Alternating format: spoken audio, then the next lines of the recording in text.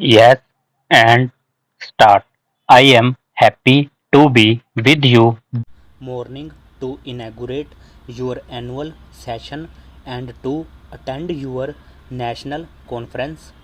Speaking at such important business conferences is a matter of pleasure for me. But before accepting the invitation from the organizers this time, I wondered whether the pleasure of inaugurating your annual session comes with a price tag because for the third consecutive year the CII's annual session has been inaugurated by a different prime minister. Your president has said some good words about me in his welcome remarks. They are no doubt pleasing to my ears, but they also remind me of the enormous expectations people have from me and from my government.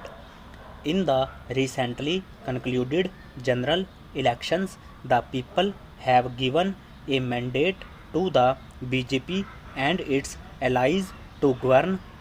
At the same time, it is a fractured mandate. The challenge before us is to do full justice to our job, even though we have a fractured mandate. I assure you that, in spite of some teething problems, the people's desire to see a stable, strong, and action oriented government in New Delhi will be fulfilled. We have accepted the challenge.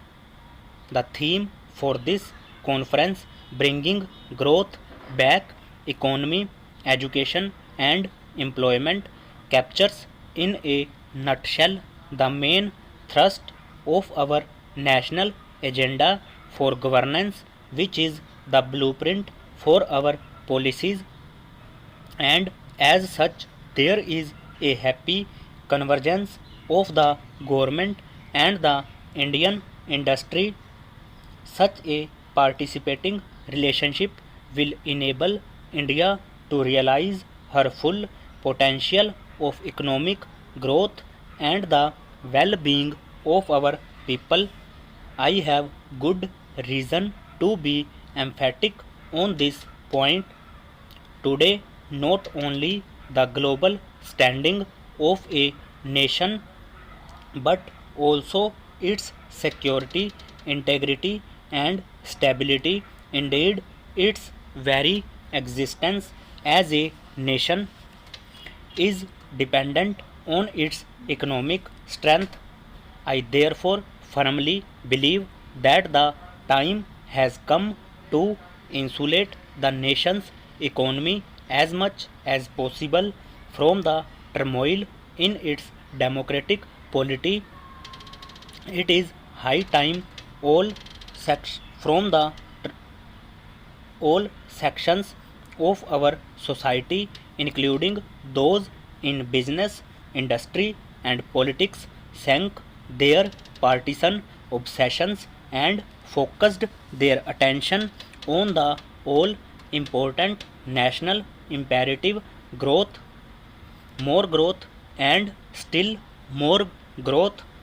With the Union budget due for presentation, it is an opportune time to spell out our philosophy. The national agenda has stated in clear and unambiguous terms that my government shall strive to develop a national consensus on all major issues confronting the nation.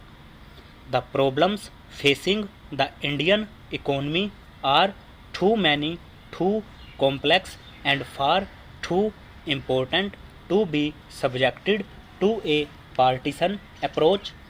We simply cannot afford to play politics with the nation's economy anymore. This indeed will be the real test of patriotism on the economic front. This point demands candid and even self-critical elaboration. The first phase of economic liberalization was launched in 1991. Some of the reforms brought about positive changes. Unfortunately, the measures taken to free the economy were not matched by checks and balances, and we have paid a price for those lapses. Also, the liberalization process suffered from inadequate attention to the eradication of unemployment and too many critical issues in the social sector such as healthcare, education, and housing. Importantly, it failed to give a momentum to infrastructure development, which is now choking growth.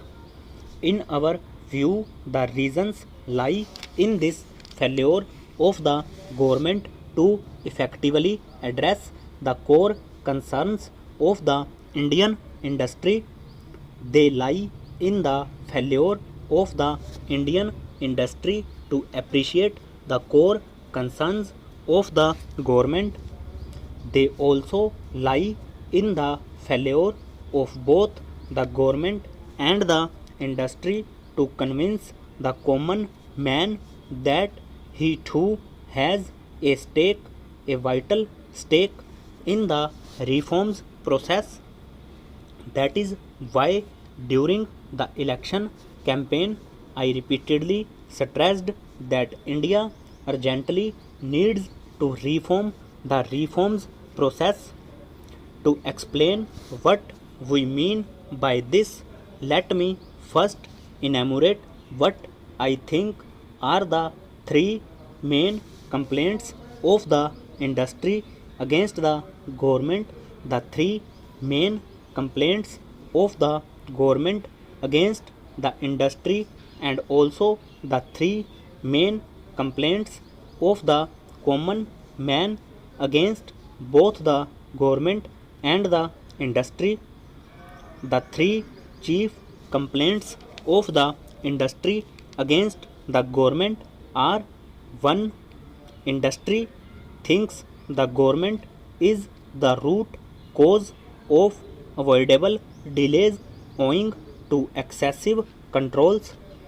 Even after 7 years of reforms, a typical industrialist is forced to spend considerable time in management of the government than in management of his own business. 2. Industry complains that the government takes too much but provides too little, and that too haphazardly. 3. The government is in all those areas of business in which it had no business to be there in the first place. Now let us look at the three chief complaints of the government against the industry. 1. Government feels that the industry does not share its social objectives. 2. The industry wants the government to govern well over.